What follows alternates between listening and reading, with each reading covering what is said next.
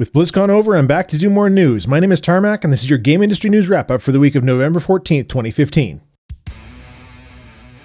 Blizzard Entertainment revealed the trailer for the Warcraft movie at BlizzCon this year. The CG is quite frankly stunning, with things like the orcs looking like they could actually be real. The movie is slated to come out summer 2016. However, since just about every other video game movie ever released has been garbage, I'm reserving judgment until much later on.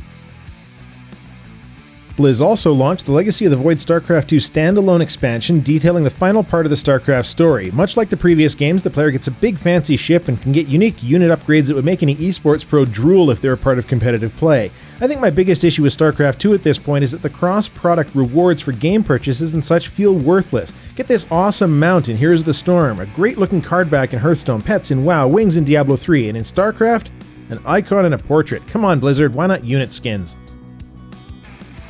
Overwatch was announced to have a $40 retail price tag, which absolutely stunned those of us who expected it to be just another free-to-play game. Blizzard didn't comment on how new characters will be handled, but given the retail cost, I don't expect that they will charge for the characters directly. Personally, I think that they should use the Team Fortress 2 model of hats. Reaper would be amazing with a sombrero.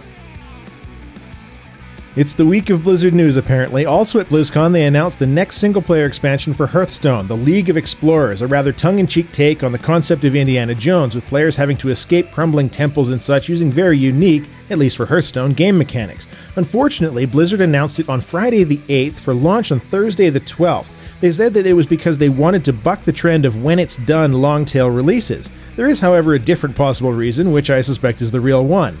By not giving people advance notice of a new expansion so they could stockpile gold, Blizzard increases impulse purchases of the expansion itself. I'm willing to bet that this one makes more cash than the previous ones as a result. Apparently, there's a mod for Alien Isolation that removes the aliens so that players can admire the art style of the areas. Personally, I think that's a bit silly, but you know what would be extremely clever? If there was a 1 in 100 chance that the mod would turn itself off after 20 minutes of play. Fallout 4 has shipped 12 million copies and made $750 million in revenue to date. They sold 1.2 million copies on Steam in the first 24 hours, rising to the top of the Steam concurrent users record, overtaking GTA 5. The 1.2 million does include pre-orders, and every Fallout 4 copy is tied to Steamworks, unlike GTA, but it's still impressive nonetheless. I've been enjoying my time in the game so far, barring quest NPCs falling through the world, my character falling through the world, random clipping, bad voice acting, a lifeless protagonist, often contrived quests, etc. But treating power armor like a vehicle, on the other hand, was a pretty brilliant move.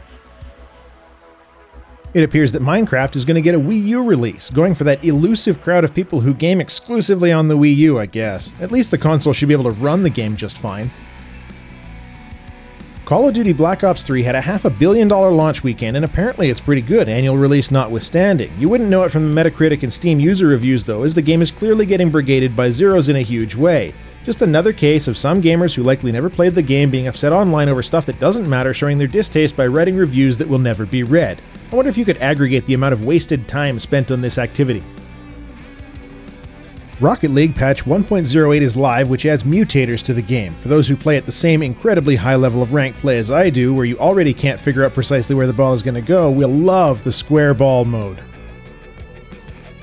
Star Wars Battlefront will be a 23GB download on PS4, 19GB download on Xbox One, and 27GB download on Origin. These differences are most likely to be attributable to texture size and quality. It's a shallow pool, but it's a very pretty shallow pool, on PC at least. The Game Awards 2015 has been confirmed for December 3rd, run by gaming personality Jeff Keighley. Do you think they'll give the Best Innovation title to Grand Theft Auto V for its first-person mode? I think they should. Konami has shut down Kojima Productions' LA studio, the one responsible for Metal Gear Online. Guess there's no more Metal Gear Online. Cue surprised gasp. I said cue surprised gasp. Apparently nobody's surprised. Ubisoft has detailed the Season Pass for Rainbow Six Siege, exclusive early access to new operators, 5% renown boost to unlock content quicker, some weapon skins, 2 extra daily renown challenges, and 600 credits. And it costs $30. Let me say that again, in a different way. Getting operators early that could otherwise be unlocked for free, a few weapon skins, extra digital currency, and an XP booster is apparently worth half the price of the base game itself. Those must be some damn amazing weapon skins.